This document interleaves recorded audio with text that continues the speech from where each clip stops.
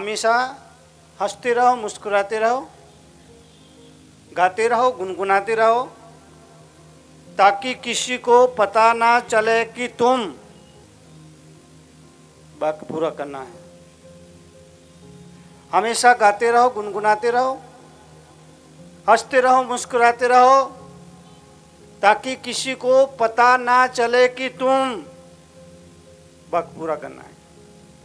ताकि किसी को पता ना चले कि तुम, आगे का बोलना है। हमेशा गाते रहो, गुनगुनाते रहो, हंसते रहो, मुस्कुराते रहो, ताकि किसी को पता ना चले कि तुम। इससे आगे, ताकि किसी को पता ना चले कि तुम।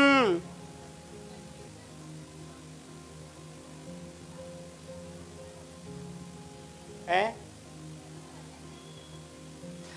हमेशा गाते रहो, गुनगुनाते रहो, हंसते रहो, मुस्कुराते रहो, ताकि किसी को पता ना चले कि तुम परेशानी में हो नहीं, दुखी हो नहीं, है? तुम बीमार हो नहीं। हमेशा गाते रहो, गुनगुनाते रहो। आज कड़वे प्रवचन सत्संग का पहला दिन है। दिगंबर जैन समाज भोलानाथ के तत्वावधान में ये आने वाले 4 दिन हमारे लिए महत्वपूर्ण हैं। बात की शुरुआत है, और बात की शुरुआत यहाँ से है। हमेशा गाते रहो, गुनगुनाते रहो, हंसते रहो, मुस्कुराते रहो, ताकि किसी को पता ना चले कि तुम सबसे सुखी हो। किसी को पता ना चले कि तुम सबसे सुखी हो नहीं। हमेशा गाते रहो, गुनगुनाते रहो, हंसते रहो, मुस्कुराते रहो, ताकि किसी को पता ना चले कि तुम बीमार हो नहीं। है?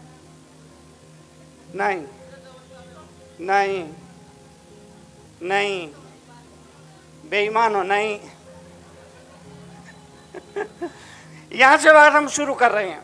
आने वाली ये 4 दिन हमारे दिल के दरवाजे पर दस्तक देंगे, हमें झकझोरेंगे, हमें जगाएंगे, हमें सचेत करेंगे। क्योंकि मेरा अपना मानना है, बागों में बयार आती है, बागों में बहार आती है बसंत आने के बाद। बागों में बहार आती है बसंत आने के बाद, और जीवन में बहार आती है संत आने के बाद।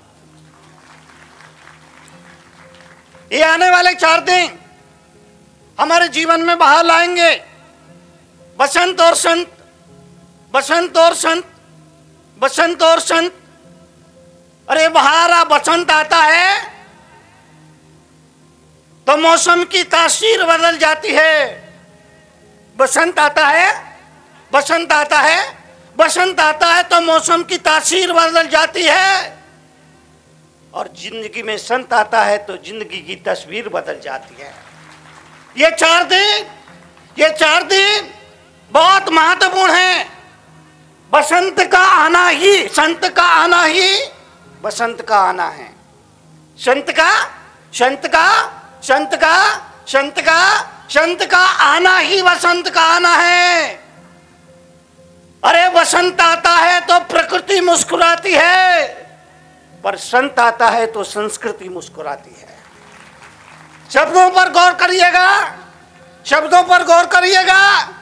बसंत आता है तो प्रकृति मुस्कुराती है, और संत आता है तो संस्कृति मुस्कुराती है। सूखे को हरा करना ये बसंत का काम है।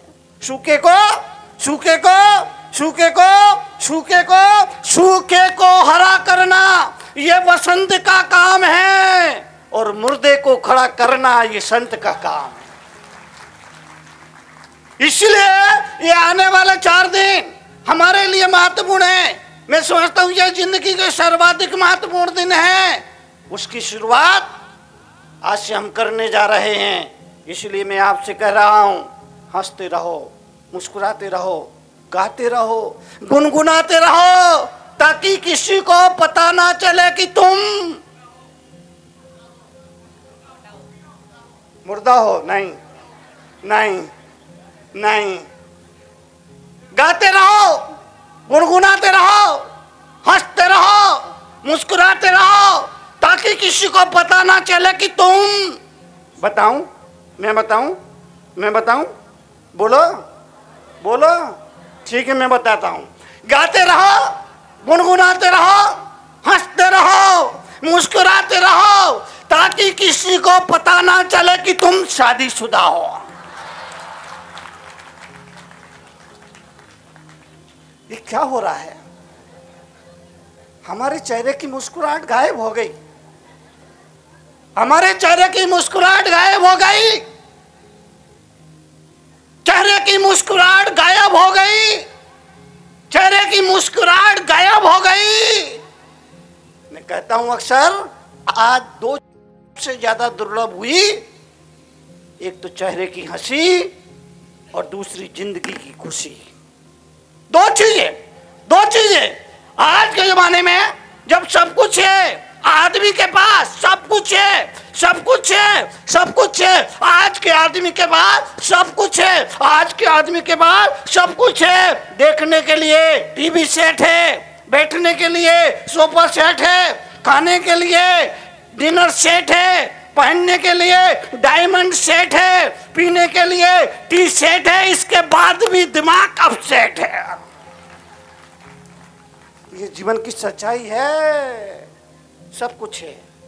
आज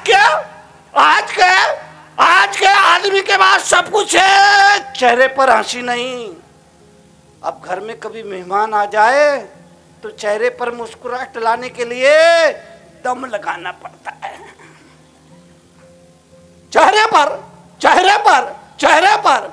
पर मुस्कुराहट लाने के लिए दम लगाना पड़ता है।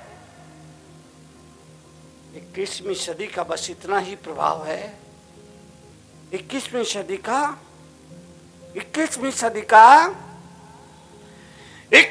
सदी का बस इतना ही प्रभाव है कि पहले अभाव में भी खुशियां थी, अब खुशियों का ही अभाव है। 21वीं सदी का बस इतना ही प्रभाव है। पहले अभाव में भी खुशियां थी, अब खुशियों का ही अभाव है। खुशियों का अभाव है, इसलिए हंसते रहो, मुस्कुराते रहो, गाते रहो, गुनगुनाते रहो, ताकि किसी को पता ना चले कि। ओछी बात नहीं करूंगा अब मैं। जीवन के लिए, जीवन का परिवर्तन, जीवन की समृद्धि के लिए, इसीलिए चेहरे की हंसी गायब हो गई। इसीलिए मैं आपसे निवेदन करूंगा, जिंदगी में हर तरह के दिन आते हैं। अमीर के भी दिन आते हैं, गरीबी के भी दिन आते हैं। जिंदगी में कभी अमीरी के दिन आते हैं, तो कभी गरीबी के दिन आते हैं। कभी तो बटुआ ठसाठस भरा होता है, कभी तो बटुआ ठसाठस भरा होता है, और कभी ढूंढने पर फूटी कौड़ी भी नहीं मिलती। जीवन का सच है, सबके जीवन में घटित होता है। कभी तो बटुआ ठसाठस भरा होता है, और कभी ढूंढने पर भी फूटी कौड़ी नहीं मिलती। सबकी जिंदगी में उथल पुथल आती है, सबके जीवन में उतार चढ़ाव आते हैं। लेकिन तरुण सागर जी आपसे निवेदन करेंगे कि अगर आपके पास जितना है, अगर आप उसमें खुश नहीं हैं, तो आगे आपके पास कितना भी हो जाए तब भी आप खुश नहीं रह सकते हैं। आज आपके पास जितना है, अगर आप उसमें खुश नहीं हैं, तो कितना भी आ जाए आदमी खुश नहीं हो सकता है। इसलिए जीवन के लिए एक ही वक्तव्य याद रखना, जीवन के लिए एक ही वक्तव्य याद रखना, जीवन के लिए एक ही वक्तव्य याद रखना, चेहरे पर मुस्कुराहट वापिस आए, इसके लिए मेरी एक ही बात ध्यान रखना। अभाव की जिंदगी में भी खुशी का जीवन जी सको, इसके लिए मेरी एक ही बात रखना, याद रखना, और वो बात है, बस इतना याद रखना है कि जो प्राप्त है वो पर्याप्त है। जो प्राप्त है, बोलो, जो प्राप्त है वो पर्याप्त है। इतना आदमी के जीवन में आ जाए तो उसके 50% दुख खत्म हो जाए। 50% दुख हमारे अपने हो सकते हैं, 50% दुख तो हमने उधार लिए। रास्ते चलते किसी का अच्छा मकान देखा, हाय राम, किसी की बढ़िया गाड़ी देखी, 50% दुख हमारे अपने नहीं हैं, पड़ोसी के यहां से लिए। 50% दुख हमारे अपने हो सकते हैं, लेकिन 50% दुख तो हमारे अपने नहीं है, उधार लिए हैं, रास्ते चलते लिए हैं, कुछ पड़ोसी के यहां से लिए हैं, कुछ दुश्मन के यहां से लिए हैं, हमारे अपने नहीं हैं। आदमी अपने में नहीं जीता है। मेरी पुस्तक के कड़वे प्रवचन, उसमें मैंने लिखा है, अमेरिका में लाइट जाती है तो बिजली विभाग के दफ्तर में फोन करते हैं। अमेरिका में लाइट जाती है तो बिजली विभाग के दफ्तर में फोन करते हैं।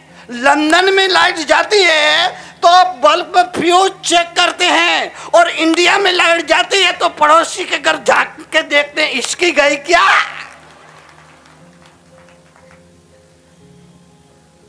अमेरिका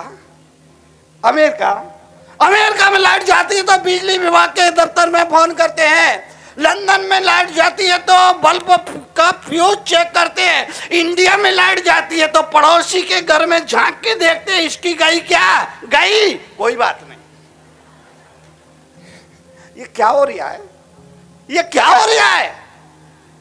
जीवन के लिए आपको एक ही वक्तव्य याद रखना, ये 4 दिन जीवन में खुशियां लाने वाले दिन होंगे। ये 4 दिन आपको अमीर नहीं बनाएंगे, लेकिन मन से अमीर बनेंगे। गरीब हैं हम। गरीब 2 तरह के होते हैं, एक आर्थिक गरीब, एक मानसिक गरीब। एक आर्थिक गरीब, एक मानसिक गरीब। आर्थिक गरीब पहनने को कपड़े नहीं, ये आर्थिक गरीब है। ये आर्थिक गरीबी है, पहनने के लिए वस्त्र नहीं, ये आर्थिक गरीबी है। और फटा हुआ जींस पहनना, बोलो, गलत बोल रहा हूं क्या? आर्थिक गरीबी, पहनने के लिए कपड़े नहीं, ये आर्थिक गरीबी है। और फटा हुआ जींस पहनना, ये मानसिक गरीबी है। भारत मानसिक गरीबी हो रहा है। भारत मानसिक गरीबी की तरफ बढ़ रहा है। बाल कटाने के लिए पैसे नहीं, लेकिन आजकल एक हेयर कंडीशन चली है, दोनों तरफ सर्विस लाइन।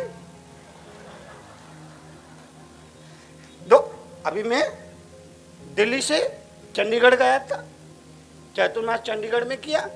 तो जब मैं दिल्ली से चंडीगढ़ जा रहा था, मैंने देखा दोनों तरफ सर्विस लाइन। आज एक हेयर कटिंग ऐसी चली है, इधर 4 अंगुल गायब, बीच में फ्लाईओवर। ये क्या हो रहा है?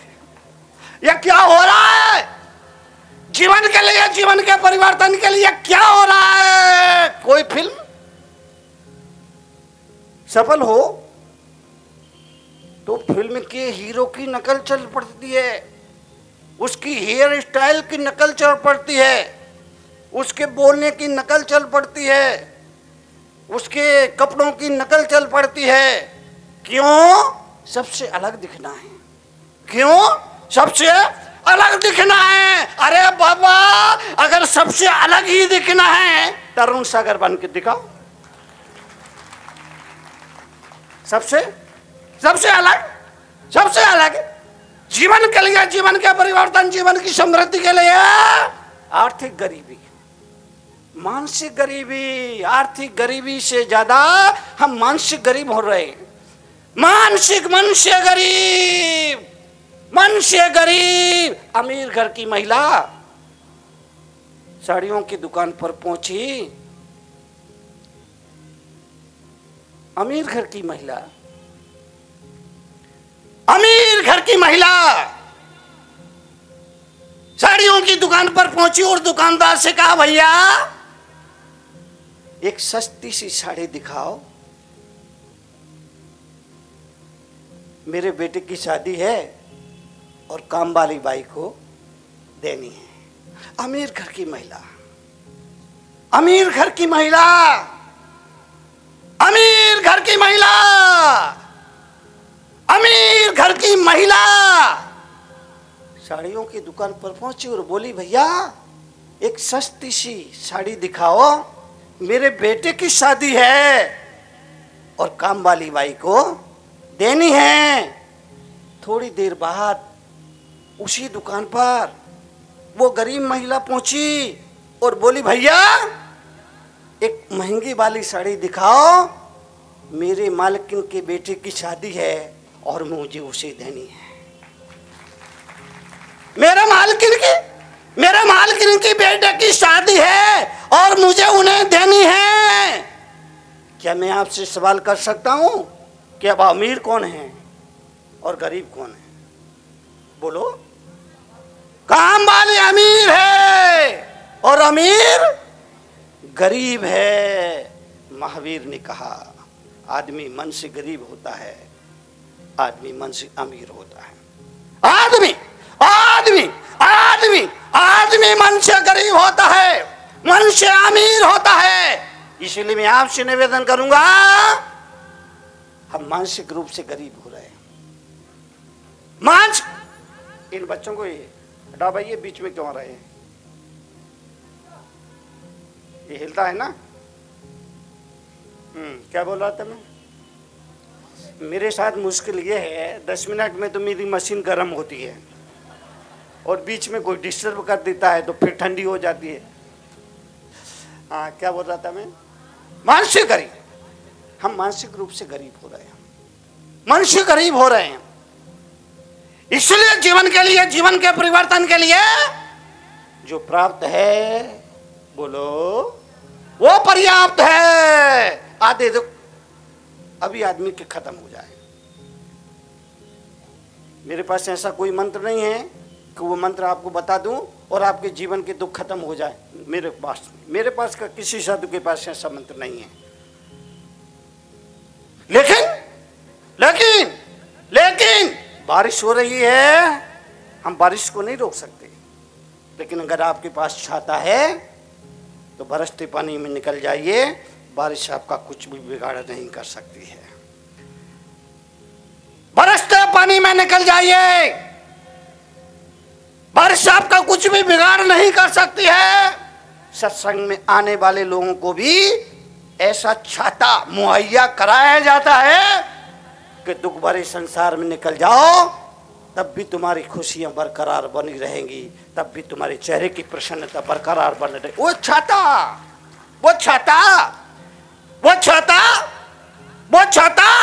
संत के पास, गुरु के पास आने के बाद वो छाता मुहैया कराया जाता है। दुख भरे संसार में भी तुम्हारी खुशियों को कभी किसी की नजर नहीं लग सकती है, और वो छाता है जो प्राप्त है। बोलो, जो प्राप्त है पर्याप्त है। आप दुकान पर बैठते, कितने घंटे बैठते? सुबह कितने बजे से कितने बजे दुकान पर जाते हो? 9 बजे से रात में कितने हो गए? 12। बाप रे बाप, 12 घंटे हो गए। सुबह 9 बजे से रात में 6 घंटे हुए ना। 12 होगा क्या? चलो 12 छोड़ो, 8 घंटे तो बैठते ही होगे। कोई 12 घंटे नहीं बैठे, 8 घंटे तो दुकान पे बैठता ही होगा। 8 घंटे में कितने रुपए कमाए? 5,000। कोई ज्यादा होगा तो 10,000 कमाए, कोई और भी ज्यादा होगा तो 15,000 कमा, कोई और भी ज्यादा हुआ तो 20,000, और भी ज्यादा हुआ तो 30,000 कमाएगा 6 घंटे में, और भी ज्यादा हुआ तो 50,000 कमाएगा 6 घंटे में। 50,000 कमाए 6 घंटे में। लेकिन मैं सवाल करता हूं, वो 50,000 आपके साथ जाएंगे, ये कन्फर्म है क्या? 50,000 रुपये आपने दिन भर में बैठ करके कमाए, वो आपके साथ जाएंगे, वो आपके साथ जाएंगे, ये कन्फर्म है क्या? बोलो। कन्फर्म नहीं है। लेकिन वो साथ में नहीं जाएंगे, ये कन्फर्म है। वो 50,000 रुपए जो आपने कमाए हैं वो साथ में मरने के बाद जाएंगे, ये कन्फर्म नहीं है। लेकिन वो साथ में नहीं जाएंगे, ये कन्फर्म है। और अगर आपने मंदिर जी में 1 घंटे का, आधा घंटे का, 15 मिनट का, 10 मिनट का, 5 मिनट का समय निकाला और जो आपने पुण्य का संचय किया वो साथ जाएगा या नहीं, ये कन्फर्म है? बोलो। जाएगा, ये कन्फर्म है। अब कितनी सरल बात है। जो कन्फर्म नहीं है उसके लिए आदमी भाग रहा है, और जो कन्फर्म है उसके लिए टाइम नहीं मारा है। टाइम नहीं, टाइम नहीं, टाइम नहीं, टाइम नहीं। मन तो बहुत करता है, लेकिन मन तो बहुत करता है, मगर मन तो बहुत करता है, किंतु मन तो बहुत करता है, परंतु, ये किंतु, परंतु, लेकिन, मगर, ये 4 शब्दों को कचरे के डिब्बे में डाल देना। ये 4 शब्द कचरे के डिब्बे में डाल दो। मगर एक भाई आके बोले, महाराज आपका प्रवचन सुनने के बाद ऐसा लगता है घर द्वार परिवार छोड़ो और आपके साथ ही चलो। मगर मैंने कहा गेट आउट फ्रॉम दिस कमरा। ये मंगा रखा है ना, अब ये तुझे खाएगा, ये मंगा रखा है ना। अब तो तू मेरे साथ चलने की बजाय तू गांव से बाहर तक छोड़ने भी नहीं जाएगा। मंगा रखा है ना।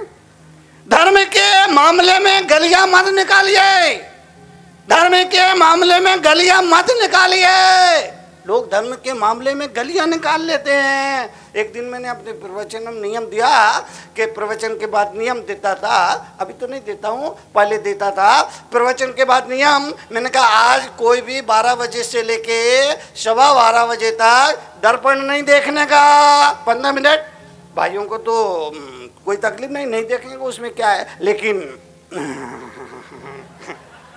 समझ गए आप, बहुत समझदार हो, मतलब इशारों की भाषा समझ जाते हो।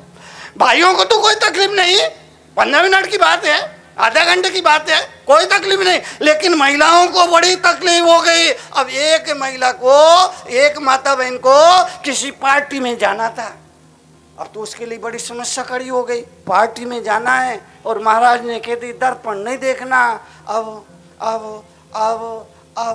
अब नियम भी पालना चाहिए, नियम भी नहीं टूटना चाहिए। गुरु जी का आदेश है, गुरु का आज्ञा, गुरु के बात का पालन तो करना चाहिए। नियम भी पल जाए और काम भी चल जाए। ऐसा कुछ उस महिला ने पता है क्या किया? अंदर कमरे में गई, नई स्टील की थाली। जय हो पंचम काल के भक्तों की नहीं, कम भक्तों की। ये क्या हो रहा है? रात सपने में बाबू आए, बोले तरुण सागर क्या हो रहा है? मैंने कहा बाबू पूरा देश रो रहा है। बोले ये देश क्यों रो रहा है? मैंने कहा बापू चादर छोटी पैर पसार की सो रहा है, इसीलिए रो रहा है। धर्म की मार्ग में गलियां मत निकालिए, किंतु परंतु लेकिन मगर मत लगाइए। जम सक गई तम की रही। आचार्य कुंद ने कहा जितनी शक्ति है उतना करो, पर करो, जितनी शक्ति है उतना करो, पर करो।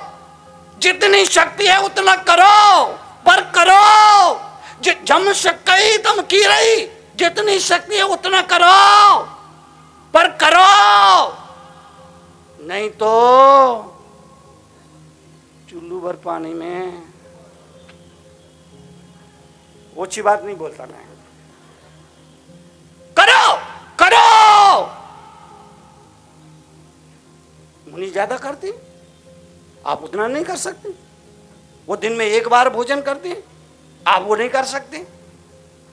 2 बार करो, 2 बार नहीं होता 3 बार करो, 3 बार भी नहीं होता तो 4 बार करो, 4 बार भी नहीं होता तो 5 बार करो, 5 बार भी नहीं होता तो 6 बार करो। हाँ, बढ़ाते जाओ महाराज, संख्या बढ़ाती जाओ, अच्छा है, करो।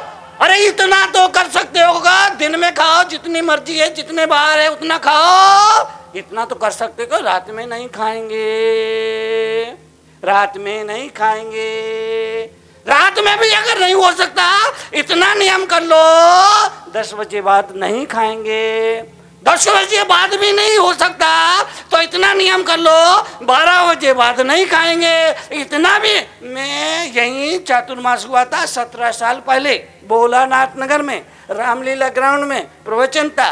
प्रवचन के बाद मैंने कहा नियम करो, सबको नियम करना चाहिए, कुछ ना कुछ नियम सबको लेना चाहिए। सब ने नियम लिए, किसी ने लिया रोज मंदिर जाएंगे, किसी ने नियम लिया चमड़े के जूते चप्पल 4 महीने नहीं पहनेंगे, किसी ने नियम कहे नौकर मंद की एक जाप करेंगे, किसी ने कुछ, किसी ने कुछ, किसी ने कुछ, किसी ने कुछ नियम लिए। एक भाई आए, मैंने कहा तुम भी कुछ नियम करो। बोले मेरे क्या नियम करूँ मुनि जी? मैंने कहा रात में मत खाना, 4 महीने चातुर्मास में नहीं खाना, इतना नियम कर लो। बोले रात में मेरी मजबूरी है। मैंने कहा क्या हुआ? बोले दुकान से मैं आता ही 8 बजे हूँ, तो मैंने कहा नियम कर 9 बजे बाद नहीं खाना। बोले मजबूरी है। अरे मैंने कहा अब क्या मजबूरी है? बोले कभी कभी दुकान से आते आते ही 9 बज जाते हैं। मैंने कहा नियम कर 10 बजे बाद नहीं खाना। बोले मजबूरी है। मैंने कहा आप क्या मजबूरी है? बोले कई बार बाहर जाना पड़ता है, आते आते ही 10 बज जाते। मैंने कहा नियम कर 11 बजे बाद नहीं खाना। मैं भी पक्का था, मैं भी पक्का, अगर वो तो मैं भी पक्का। मैंने कहा नियम कर 11 बजे रात नहीं खाना। बोले मजबूरी है। अरे मैंने कहा अब क्या मजबूरी है?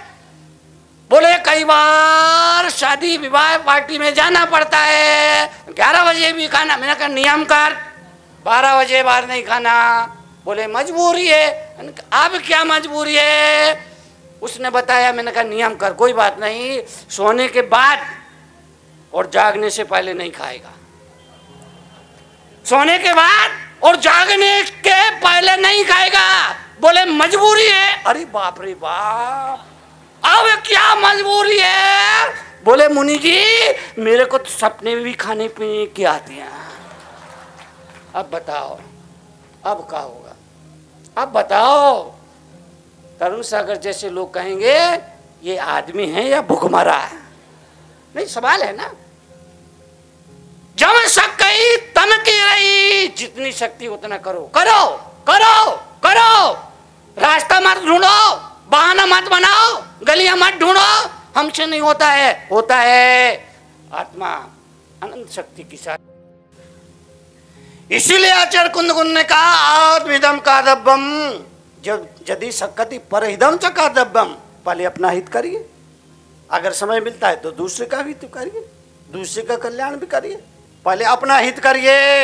अगर आप अपने हित कल्याण सोचेंगे तो दुनिया का कल्याण अपने आप हो जाएगा। इसलिए महावीर ने कहा जियो और जीने दो। पहले आपको जीना आ गया तो दूसरों को भी जीने का आप अवसर मुहैया करा सकते हैं। और खुद कोई जीने नहीं आया तो तो तो तो तो तो तो तो तो तो गई भैंस। वो भैंस यहीं बैठी है, आप कहें तो खड़ा करूं। नहीं नहीं, फालतू बात नहीं करता, मैं तो प्रैक्टिकल बात करता हूं। वो भैंस यहीं बैठी है, कहो तो खड़ा करूं। बोलो बोलो। हाँ तुम थोड़ी बोलोगे, पता नहीं हमको ही खड़ा करते तो। अरे वो भैंस कोई नहीं, हमारा मन ही तो भैंस है ना।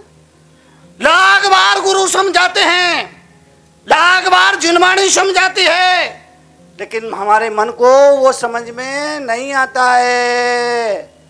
तब तो यही कहना पड़ेगा, कुत्ते की पूंछ 12 साल ओ, ओ, ओ। समझ गए? कुत्ते की पूंछ, वो कहावत है, कुत्ते की पूंछ 12 साल बांस की पोंगरी में डाल के रखो और निकालो तो टेढ़ी की टेढ़ी। हिंदुस्तान में 10 लाख ज्योतिषी हैं, पर किसी ने भी नहीं बताया 1500 के नोट बंद होने वाले हैं।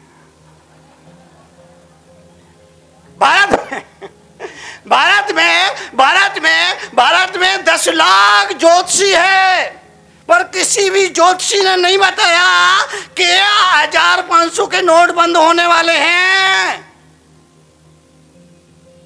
और देश का संत मुनि सदियों से कहता आ रहा है कि भैया ये रंग बिरंगे कागज के टुकड़े हैं, किसी को समझ में नहीं आया। मोदी जी ने एक झटके में समझा दिया कि ये रंग बिरंगे टुकड़े हैं। संत हमेशा कहते, सदियों से कहते आ रहे हैं कि ज्यादा मोह मत रखो, इसके प्रति ज्यादा आसक्ति मत रखो। मृत्यु के समय यह कागज के टुकड़े हैं, पर किसी को समझ में नहीं आया। मोदी जी ने एक झटके में समझा दिया। इसका मतलब तो ये हुआ, लातों के भूत। ओछी बात नहीं करता मैं, आपसे निवेदन करना चाहूंगा। 8 घंटे दुकान में बैठे 50,000 रुपये कमाए, पर वो भी साथ में जाएंगे ये कन्फर्म नहीं है। लेकिन 5 मिनट 10 मिनट आपने घर से बाहर आके भगवान के सामने बैठे, हाथ जोड़े, मस्तक झुकाया, परिक्रमा लगाई, गंधोदक लिया, और जो आपने पुण्य का संचय किया वो कन्फर्म है, वो तुम्हारा अपना है। इसीलिए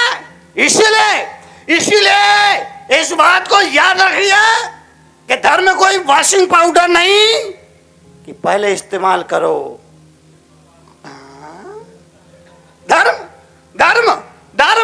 धर्म में कोई वॉशिंग पाउडर नहीं कि पहले इस्तेमाल करो फिर विश्वास करो। अरे धर्म तो जीवन बीमा है, जिंदगी के साथ भी, जिंदगी के बाद भी। धर्म लाइफ इंश्योरेंस, धर्म जीवन बीमा है, जिंदगी के साथ भी, जिंदगी के बाद भी। 8 घंटे दुकान पे बैठ के 50,000 रुपये कमाए, पर ये कन्फर्म नहीं है कि वो तुम्हारे साथ जाएगा, पर ये कन्फर्म है कि वो साथ में नहीं जाएगा।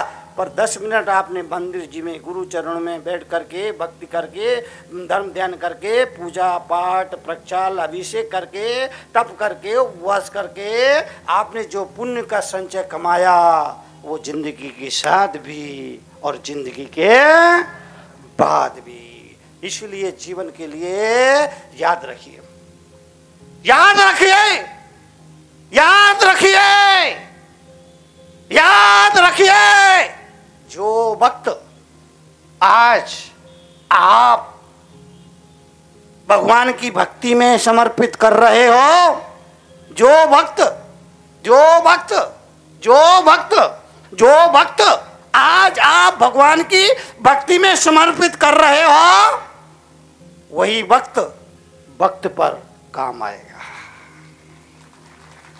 जो वक्त आज गुरु भक्ति में, जो वक्त आज भगवान की भक्ति में आप समर्पित कर रहे हो, वही वक्त पर काम आएगा। बाकी खाया खोया बह गया, बाकी खाया खोया बह गया। मत भूलो। कड़वे प्रवचन सत्संग का ये पहला दिन, और पहले दिन में केवल इतना ही याद रखना है कि भगवान याद करे, इससे पहले भगवान को याद कर लेना। ज्यादा याद नहीं रखना है, इतना ही याद रखना कि भगवान याद करे इससे पहले, बोलो, इससे पहले भगवान को याद कर लेना। और दो लोगों को कभी नाराज मत करना, दो लोगों को कभी नाराज मत करना, दो लोगों को कभी नाराज मत करना। एक, डॉक्टर को नाराज नहीं करना, दो, भगवान को नाराज नहीं करना। दो लोगों को कभी नाराज मत करना, एक डॉक्टर को नाराज मत करना, एक भगवान को नाराज मत करना। क्यों? भगवान को नाराज करोगे वो तुम्हें डॉक्टर के पास भेज देगा, और डॉक्टर को नाराज करोगे वो तुम्हें भगवान के पास। दो लोगों को नाराज मत करिए। इसलिए भगवान याद करे इससे पहले सुबह उठो तो क्या करना? सुबह उठो। कई लोग तो सुबह उठते ही सबसे पहले उनके मुख से शब्द निकलता है, चाय बन गई क्या? चाय चाय ना हुई ऐश्वर्य राय होगी। ये क्या हो रहा है? सुबह उठ 12 बजे तक खाता रहा पीता रहा, 1:30 बजे तक खाता रहा पीता रहा, 2 बजे तक खाता रहा पीता रहा, 2:30 बजे रात तक खाता रहा पीता रहा, खाते पीते सो गया। सुबह सो के उठा और पहला शब्द उसके मुख से निकला, चाय बन गई क्या? ये आदमी है या भूखमरा? यही बोलना पड़ेगा ना। चाय पिए आपकी मर्जी, दूध पिए आपकी मर्जी, नाश्ता करे ये आपकी मर्जी है, मैं इसमें दखलंदाजी नहीं करूंगा। लेकिन इतना जरूर कहूंगा कि नाश्ता करने से पहले प्रभु के चरणों में आस्था का अर्घ समर्पित जरूर करना। आस्था का अर्घ, नाश्ता से पहले आस्था का अर्घ समर्पित करिए। कुत्ते को भी जिस घर से 2 रोटी मिलती है, कुत्ता भी एक बार उस घर के दरवाजे पर हाजिरी लगाने जरूर जाता है। कुत्ता कुत्ता कुत्ता कुत्ता कुत्ता कुत्ता। आजकल तो हालत बहुत बुरे हैं, हालत इतने बुरे हो गए, इतने बुरे हो गए। पहले व्यक्ति घर के दरवाजे पर एक आदमी को बिठा के रखता था कि कोई कुत्ता ना घुस आए। समझ गए क्या? बहुत समझदार है भैया ये तो। पहले समय कैसा बदला? पहले पहले पहले पहले व्यक्ति घर के दरवाजे पर एक आदमी को बिठा के रखता था कि घर में कोई कुत्ता आदि ना घुस आए। अब घर के दरवाजे पर कुत्ता बैठता है कि कहीं कोई आदमी ना घुस आए। ये क्या हो रहा है? ये क्या हो रहा है? क्या हो? समय ने ऐसी करवट ली, समय ने ऐसी करवट ली, समय ने ऐसी करवट ली। पहले जब कभी हमारे घरों में कोई शादी विवाह का प्रसंग होता था, घर की महिलाएं खुद खाना बनाती थी और भाड़े की महिलाएं नाचती थी।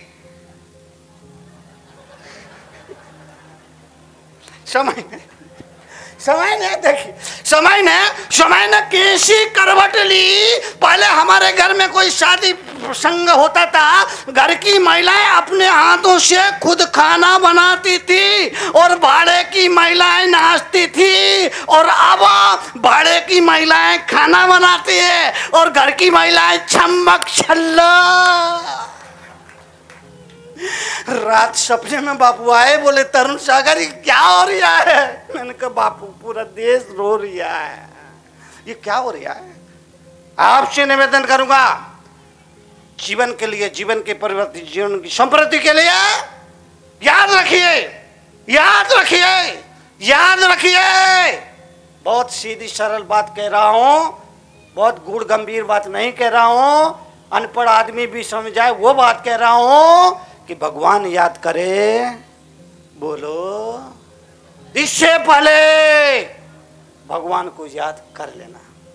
इस बात को तो अनपढ़ भी समझ सकता है, बहुत कठिन बात नहीं है, बहुत बड़ी बात नहीं है, बहुत छोटी बात है। बड़ी बात मुझे आती भी नहीं है, मैं छोटी सी बातें करता हूं।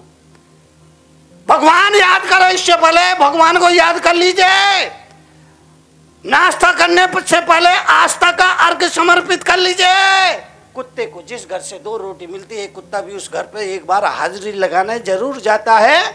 अरे जिस भगवान की पूजा से, भक्ति से, प्रार्थना से, आराधना से, इबादत से, अरदास से हमें आज सब तरह की सुविधाएं मिली जीवन में, क्या हमारा फर्ज नहीं बनता है कि घर से निकले, 4 कदम चले और मंदिर जाकर उसको ढोंक दे और धन्यवाद ज्ञापित करे?